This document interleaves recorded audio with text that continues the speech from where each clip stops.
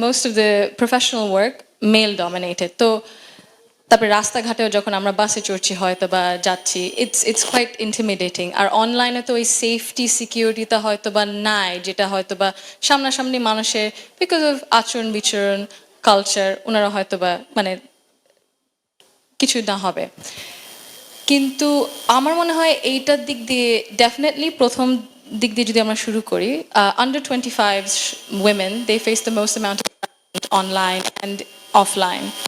So in terms of protection, digital literacy skills, and in terms of self-defense as well, হয়তো শেখানো উচিত, because there is this aspect of confidence. যদি আমরা confident feel করি, আমরা বুঝি যে okay how we can keep ourselves safe online এবং offline, তাহলে ওইটা একটা মাইন্ডসেটের একটা বিষয় এসে পড়ে। এক নম্বর।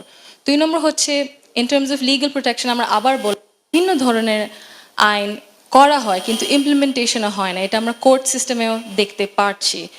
কোর্টের সিস্টেমে অনেক অ্যাডমিনিস্ট্রেটিভ বিষয়ের কারণে হয়তো বা ডিউ প্রসেস হচ্ছে না, বহু বছর রয়ে যাচ্ছে, লেগে যাচ্ছে কোনো কিছুর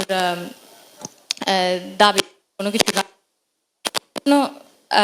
আমাদের চিন্তা করতে হবে হয়তো বা প্রথমে কীভাবে থামানো যাবে। তারপরে আমরা বললাম যে হয়তো বা কমিউনিটি ডেস্ক যদি করা হয়, হয়তো বা কমিউনিটি ডেস্ক মতো রিপোর্টিং সিস্টেম যদি করা হয়, বেটার স্ট্রিট লাইটিং, অনেকগুলো রাস্তায় ঢাকা শহর ছাড়াও ঠিকমতো লাইটিং থাকে না রাত্রে, এই জন্য হয়তো বা for example because of safety and security reasons ওনাদের তাড়াতাড়ি দ্রুতভাবে বাসায় ফেরত যেতে পারবে।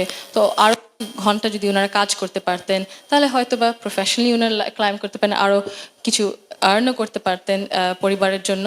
তো সেফটি অ্যান্ড সিকিউরিটি ট্রান্সপোর্টের দিক দিয়ে হয়তো বা বেটার রিপোর্টিং সিস্টেমস প্রয়োজন আমাদের, better transport systems in terms of public management as well.